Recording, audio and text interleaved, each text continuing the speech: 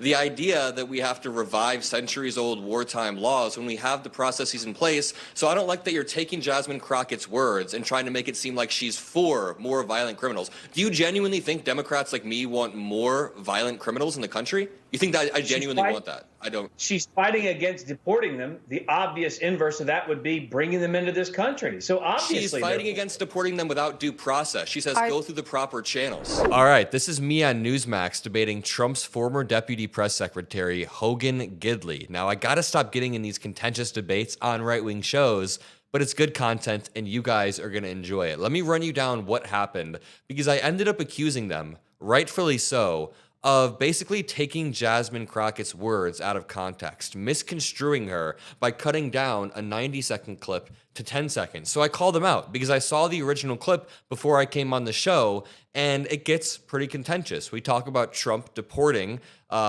illegal immigrants and him doing it without due process. So I want to fact check this panel. I want to talk about where I could have done better, and all I want from you is to drop a like, scroll down and drop some blue hearts, and let's just start here. I didn't know what I was walking into. I should have prepped more. But when I joined the panel, I realized I was with Hogan Gidley, who was Donald Trump's former White House deputy press secretary, and he worked on Trump's first campaign a good amount. Now, I was sent this video before I hopped on the show, before I hopped on TV. It's Jasmine Crockett talking to Jake Tapper. And it was funny. When my team sent me the Newsmax questions, and by the way, shout out to Newsmax. Even though I disagree with them, I really do appreciate them giving me the opportunity to come on and spread my liberal talking points, my liberal propaganda, as they call it. But it does mean a lot that I get to go on there and I get to try to reach out to people on the other side, even if I disagree with Newsmax. But when I was sent the questions, it was basically Chuck Schumer postpones book events due to backlash because Democratic Party is unpopular. And then it was Democratic Party hits new polling low while its voters think it's unpopular. Then it was Democratic Party's favorability drops even further. I'm like, so are we just going to talk about how much Democrats suck lately? Is that what this whole interview is going to be? But then they sent me one. It was host aghast when Jasmine Crockett accidentally supports criminal migrant gangs. And I was like, that can't be right. I doubt that's what happened. So let's watch this clip, and then I'll play for you what happened when I went on TV and they cut this clip down in a dishonest way. Check this out. To deport undocumented Venezuelans that the administration say are dangerous individuals with ties to the gang Tren de Aragua. That gang is obviously associated with a lot of crime, human trafficking, drug dealing, theft, shootings, including in your state of Texas, right outside of your congressional district. Do you agree with this? And if not, what's your issue with the U.S. using any tool at its disposal to remove undocumented violent people from this country? Well, my argument is that we already have tools that are available to remove undocumented violent people from our country. And so the idea that you want to go into a zombie law, this is kind of like what we saw in Arizona when they decided to revive a zombie law around abortion.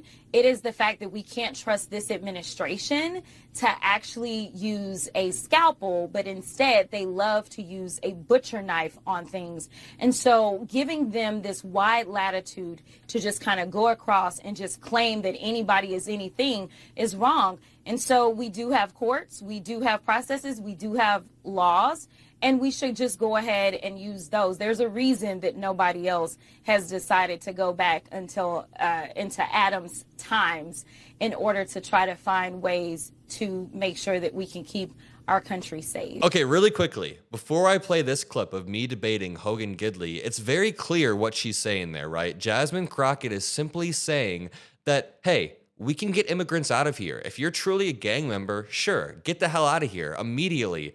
But let's go through the proper channels without reviving this 200-year-old zombie law that is very likely inhumane and gets people out that don't deserve to be deported. She's just saying, go through the proper processes. She is not saying in any she is not at all saying I'm just trying to clarify. She is not at all saying that people who are illegal immigrants that commit crimes should stay in the country. She is not at all saying she wants more criminals. I don't know how they misconstrue it this badly, but let's jump into this segment. When it starts off, we are talking about Chuck Schumer canceling his book tour due to backlash. All that I ask from you is you drop a like, and I'll be back after.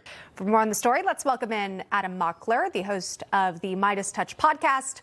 Hogan Gidley is here as well, former Trump campaign national press secretary. Gentlemen, welcome, and thanks for coming on. Okay, Adam, start us off. From Democrats you speak with, do they believe it's time for Chuck Schumer to step aside?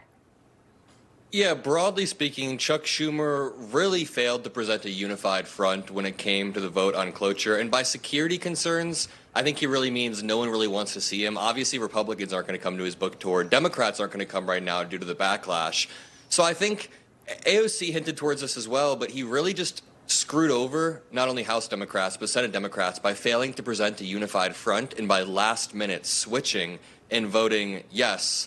And a lot of Democrats put a lot on the line. So right now, the party is kind of looking for new leaders within these two power blocks. I mean, the Senate Democrats did their thing, House Democrats did their thing. I've seen polls showing AOC as the direction the party wants to go. But right now, Schumer seems to be kind of frozen out. And he was in a really hard spot, so I understand his reasoning. Yeah, and recently speaking out, the minority leader, Chuck Schumer, saying he is, quote, "I'm the best leader for the Senate." So clearly in his mind, he believes he's still the one. I wanted to play this for you if I can, Hogan.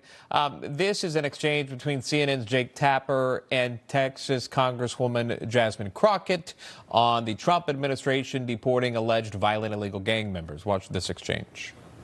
Do you agree with this? And if not, what's your issue with the U.S. using any tool at its disposal to remove undocumented violent people from this country? It is the fact that we can't trust this administration to actually use a scalpel, but instead they love to use a butcher knife on things. And so giving them this wide latitude to just kind of go across and just claim that anybody is anything is wrong. But if you look into it, Hogan, obviously it's not anybody is anything. They've clearly worked with DHS. They've worked with ICE. They have background on the individuals. And we heard, again, 101 of them on that flight were deported due to Title VIII. The other one, 137 to the Alien Enemies Act, and then 23 gang members. So this was a well thought out, obviously very organized. But either way, you've seen Congresswoman Crockett speaking out against this administration and continuing to, but on the platform of things that the majority of the American people care about and support. Your thoughts, Hogan? A couple things here. First of all, I think the bigger part of what she said that's problematic is giving him the authority to do X. He has the authority. It's called Article 2. It's called our Constitution to remove serious threats from this country. And yet again, Democrats are on the wrong side of the 80-20 issues, trying to get violent murderers, rapists, back into this country makes no sense, and the people don't like it. Which brings me to my second point. This isn't a messaging problem. This is a policy problem. The left continues to hold fast to the policies that don't just put America last, but have been proven to fail time and time again. Forget the ballot box where they got crushed in the last election. It has hurt the American people for the last 4 years to leave the border wide open. Democrats want to keep it open. It's hurt the American people to have crime in our city streets. They're fine letting these criminals free in our city streets. It's hurt the American people to have wars all over the world. They're fighting against Donald Trump, who's trying to work with Putin and Zelensky to stop the wars. They're on the wrong side of everything right now, and they don't know what to do because their moral compass is completely busted, or even worse, always pointed in the wrong direction. All right. Very interesting. Adam, I'll let you react. Before we do, can I get your reaction to this polling, though? Because it just kind of puts in perspective even to Hogan's point about how unpopular the Democratic Party is right now. This is NBC News. We've also seen a recent CNN poll. But if you total up the green, 27% have a at least positive view of the Democrat Party right now. How do Democrats turn this around if they want to be competitive in the midterms, Adam? I mean, what do you want me to say? Right now, Democrats are seen as the institutionalist party that protects the status quo, and we need more charismatic change candidates. I mean, AOC is farther left than me, but at least she has the charisma that the rest of the Democratic Party lacks. But With all due respect, what you were saying about Jasmine Crockett, that is not at all what she was saying in the clip. The idea that she wants to bring more undocumented criminals into the United States, she was simply saying, if you watch the broader clip and not just a 10-second portion of it, that we should go through the proper processes. These people should have due process when we're deporting them.